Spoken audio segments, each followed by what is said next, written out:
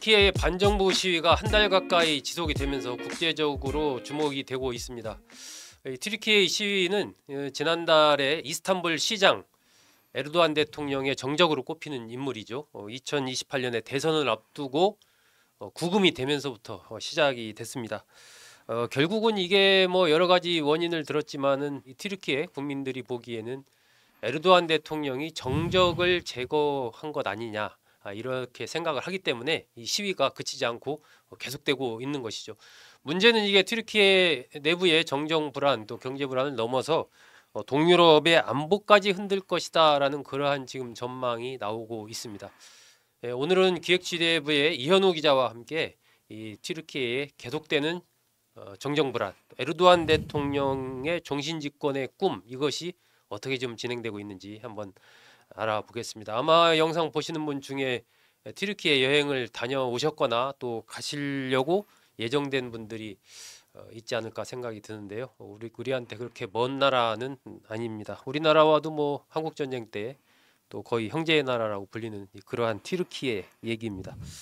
자, 이현우 기자, 이 에크엠 이마모울로 이스탄불 시장, 이 사람이 어쨌든 에르도안 현 대통령의 정적으로 꼽히는데 구금이 됐단 말이에요. 일단 이 인물, 이 이마모울로 시장이라는 인물 어떤 사람입니까?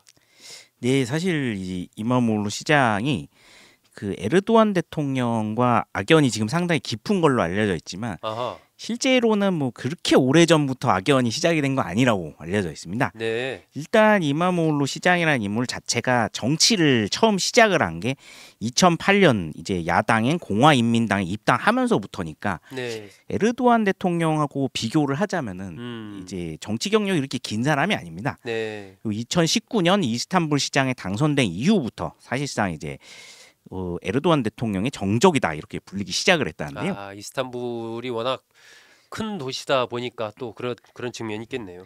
예, 더군다나 이스탄불은 에르도안 대통령의 고향이면서 또 정치 기반인 또 지역구입니다. 에르도안 대통령이 처음에 1994년에 이스탄불 시장에 당선이 되면서 이제 정권에 가까워진 그런 상황이었거든요. 그러다 보니까 이제 전체 지방선거에서 이스탄불 선거만큼은 에르도안 대통령이 항상 엄청나게 공을 들였었다고 합니다. 자신의 영향력 하에 있는 사람이 이스탄불 시장에 당선되도록 관리를 했군요. 그렇습니다. 그래서 이제 저번 2019년 당시 지방선거 때는 자신의 최측근 인사 중 한 명인 비날리 이울들름 전 총리를 후보로 내세우고 굉장히 지원 유세를 많이 했는데요. 근데 생각지도 못하게 이제 정치 신인이었던 이마모울로 시장이 0.2%포인트 차이로 승리를 거두게 됐습니다. 아슬아슬하게 승리했군요. 예, 그래서 이스탄불 나머지 이제 자치구의 경우엔 전부 집권당인 정의개발당이 승리를 했는데 정작 에르도안 자신의 본인 지역구라고 자부를 했던 이스탄불에서만 졌습니다. 치면을 구겼군요. 네, 그렇습니다. 이스탄불에서 야당 후보가 당선된 게 그때 25년 만이었다고 하는데요. 이로 인해 에르도안 대통령은 정말 엄청나게 자존심의 상처를 받았었다고 합니다. 그래서 선거 직후에 갑자기 당시 집권 정의개발당에서 이 선거에 부정이 있었다, 그렇게 선거관리위원회에 고발을 했었다고 하고요. 이걸 또 튀르키예 선관위에서 받아들여서 선거를 다시 치르기도 했습니다. 그랬는데 이제 몇 개월 뒤에 다시 치른 선거에서는 민심 역풍을 맞아가지고 오히려 0.2% 차이에서 9% 차이로 벌어지면서 훨씬 벌어졌군요. 이마모울로 시장이 또 승리를 했습니다. 이렇게 되니까 결국 정의개발당에서도 재선거 결과를 인정을 할 수밖에 없었는데 그 이후에 에르도안 정권에서는 이 이스탄불에 대한 중앙정부 교부금을 완전히 끊어버렸었다고 하고요. 나머지 구청장들도 이제 시정에 전혀 협조를 하지 않으면서 이제 계속 압박을 해왔습니다. 그때부터 이제 상당히 정치적인 대립 관계가 형성이 됐군요. 예, 그래서 이제 실제로 이마모울로 시장은 당선된 이후에 이제 결국에는 자신이 할 수 있는 게 거의 없었기 때문에 지자체도 협조도 받을 수 없어서 대규모 사업은 거의 한 게 없었다고 합니다. 그래서 이제 2024년에 다시 지방선거가 열렸을 때는 이 부분을 정의개발당에서 이제 이마모울로 시장은 당선 이후에 별로 한 게 없다 이렇게 공세를 했는데 또 이마모울로 시장이 승리를 했습니다. 대선이 돼버렸습니다. 그래서 이제 에르도안 정권에서 그 다음부터는 이마모울로 시장이 뇌물수수 혐의가 있다, 그리고 반테러 조직과 연계를 하고 있다, 이제 이 사람이 이슬람 신자다 보니까 이슬람 이제 교도들과도 친하게 지내고 그런 부분이 있었는데 그거를 물고 늘어지면서 네. 이제 테러 조직과 가깝다 이렇게 지금 악선전을 했습니다. 네. 그리고 지금 그 혐의를 적용을 해서 체포를 했는데요. 그러다 보니 국민들이 이건 너무 조작된 게 아니냐 이러면서 반발을 크게 하고 있는 걸로 보입니다. 정치적으로 보면 뭐 충분히 그렇게 볼 수 있는 상황이네요. 예, 선거에서 계속 패배하다 보니까 결국은 이제 체포하는 쪽으로 간 건데 에르도안 대통령으로서는 자신이 이끄는 당이 또 자신의 이른바 본거지라고 할 수 있는 이스탄불에서 계속 패배를 하게 되니까 자존심이 많이 상했겠죠. 그런데 어쨌든 뭐 그 에르도안 대통령의 본거지이기도 하고 굉장히 공도 많이 들였을 것 같은데 지금 이현우 기자 설명대로라면은 3번의 투표에서 연달아 진 거 아니에요? 그렇습니다. 예, 왜 이렇게 에르도안 집권 여당은 패배를 계속한 겁니까? 예, 이거는 아무래도 에르도안 정권이 자신의 임기 연장을 위해서 네. 경제 정책을 좀 실패를 많이 했습니다. 네. 그것에 대한 후폭풍이 어마어마하게 커진 걸로 분석이 되고 있는데요. 사실 튀르키예 경제는 지금 이제 정상이 전혀 아닌 상황이라고 합니다. 네. 그럼 금리만 봐도 알 수가 있는데요. 지금 튀르키예의 기준금리는 42.5%입니다. 42.5%요? 예, 그렇습니다. 와. 이제 그나마 지난해 12월부터 낮추기 시작해서 42.5%였고요. 이제 지난해 11월까지는 50%였습니다. 이게 원래 튀르키예 금리는 2023년만 해도 8.5%였는데 2023년 자신의 대선 직전까지 에르도안 대통령이 물가가 엄청 오르고 있는데도 중앙정책의 저금리 정책을 강요를 하면서 금리를 하나도 못 올리게 했습니다. 네. 이제 그러다 보니까 고정금리 형태가 이어지다가 대선이 끝나자마자 갑자기 50%로 올려버린 겁니다. 아하. 그러니까 이제 지금 국민들은 90%가 넘는 이제 물가 상승률과 50%가 넘는 고물가로 인해서 이중고를 겪게 됐습니다. 네. 근데 지금 튀르키예 물가도 그나마 이제 기준금리를 엄청 올렸음에도 불구하고 38%에 달합니다.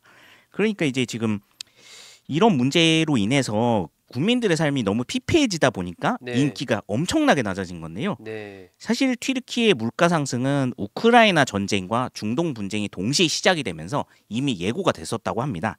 튀르키예가 양쪽 모두 직접 국경으로 연결이 된 지역인데다가 네. 특히 이제 튀르키예는 우크라이나 흑해 지역의 곡물을 수입해서 다시 중동 지역에 판매를 하는 이른바 곡물의 집산지였기 때문에 전쟁이 나자마자 식료품 가격이 엄청나게 뛰었는데요.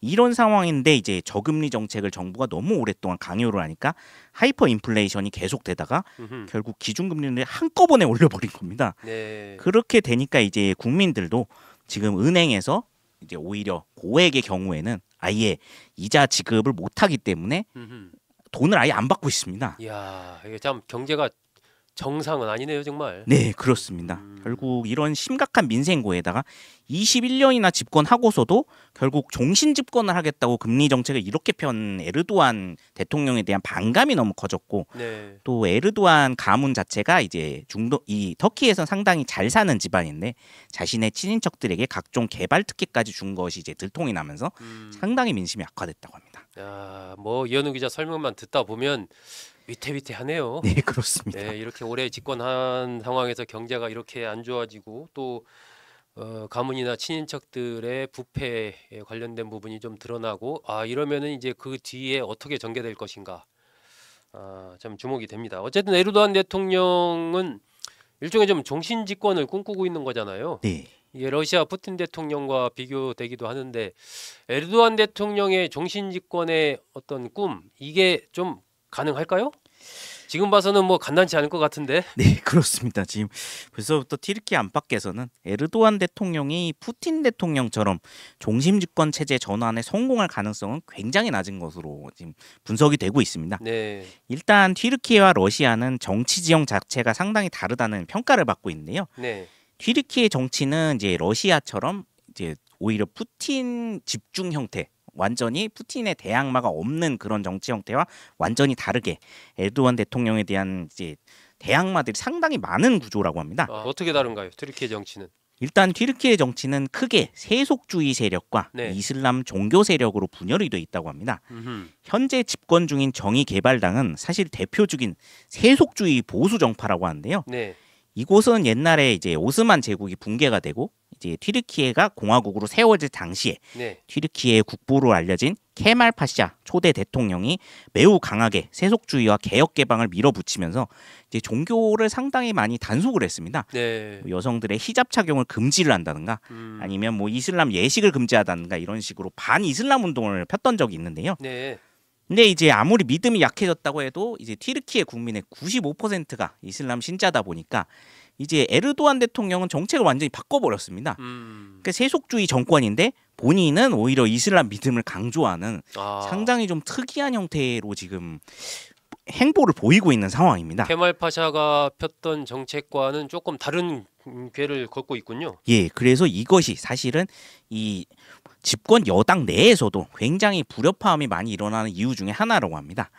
그리고 이제 에르도안 대통령이 너무 오랫동안 집권을 하다 보니 네. 여기에 대한 피로도도 굉장히 높은 상황이라고 하는데요. 사실 지난 2023년 대선에서도 52%의 지지율로 가까스로 당선이 됐습니다. 네. 근데 지금 경제도 굉장히 어려운 상황이기 때문에 2028년 대선에서는 이제 패배할 수도 있다 이런 우려가 나오고 있습니다. 거기다가 이제 이마모올로 시장까지 체포를 하면서 선거에 못 나오게 이제 만든다고 해도 이 이마모올로 시장 외에 튀르키예 야당 지도자들이 또 많기 때문에 이들 전체를 다 지금 체포할 수는 없는 상황이라서 아마 다음 대선은 좀 힘들지 않겠냐는 분석이 나오고 있습니다. 그러니까 푸틴 대통령처럼 아예 견제를 할 수 있는 야당 지도자가 하나도 없는 그런 정치 지형이 아니라 야당 세력들이 여전히 강한 상황이고 대권 주자도 굉장히 많기 때문에 러시아식의 종신 집권 체제로의 전환은 지금 에르도안 대통령이 푸틴 대통령처럼 뭐 지지율이 80% 이상으로 올라가지 않는 이상은 불가능하지 않겠냐 이런 분석이 나오고 있습니다. 네, 21년 장기 집권을 했는데 대통령 선거에서 52% 지지율로 가까스로 당선됐다라는 건 거의 뭐 민심의 흐름만 보면 거의 바닥까지 갔다라고 볼 수가 있겠습니다. 이런 가운데 튀르키예 국민들의 저항, 이 반발이 지금 강하게 터져나오고 있는 상황이기 때문에 과연 앞으로 이 튀르키예의 정정이 제대로 정상적인 궤도를 통해서 대선이 치러질지도 좀 궁금하네요. 어쨌든 이러한 정정 불안이 계속된다면 지금 봐서는 뭐 2028년 대선 치를 때까지 계속해서 에르도안은 자신에게 반대하는 야당 지도자들을 핍박할 것으로 예상이 되고 불안정이 계속될 텐데 앞으로 어떻게 튀르키예 정정 뭐 좀 어느 정도 좀 정리가 될까요? 아니면 뭐 여러 가지 또 새로운 변화 막 큰 민중 혁명 이런 게 또 일어날 가능성 그런 건 없습니까?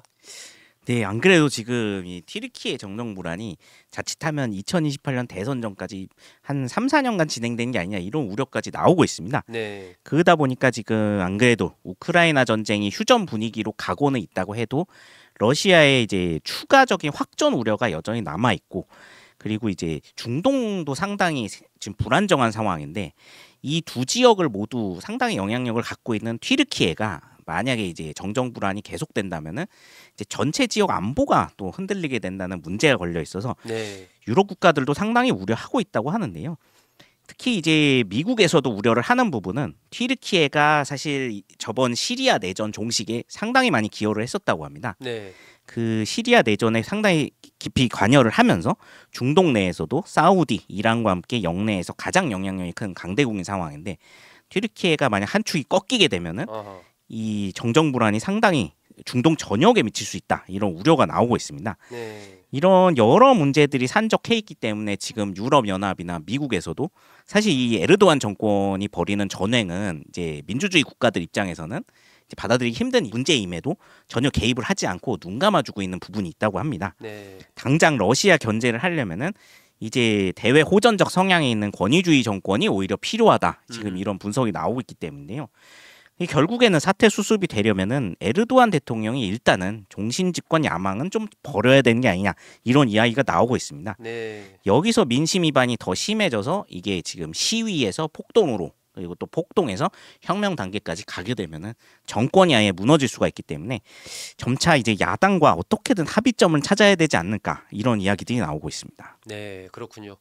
역사적으로 본다면 어쨌든 장기 집권 이후에 이런 민심이 불안정해지고 이른바 시위 폭동이 격화됐을 때는 집권 세력 내부의 분열이 또 일어나면서 거기에서 뭐 암살되거나 이런 경우들이 드물지 않았죠. 뭐 우리나라도 비슷한 그런 역사가 있습니다. 튀르키예의 정정 불안 이것이 과연 어디까지 이어질지 이것이 우리와 뭐 전혀 관련 없는 일 같지만 또 사실은 우리랑도 연결되는 그런 부분들이 있습니다.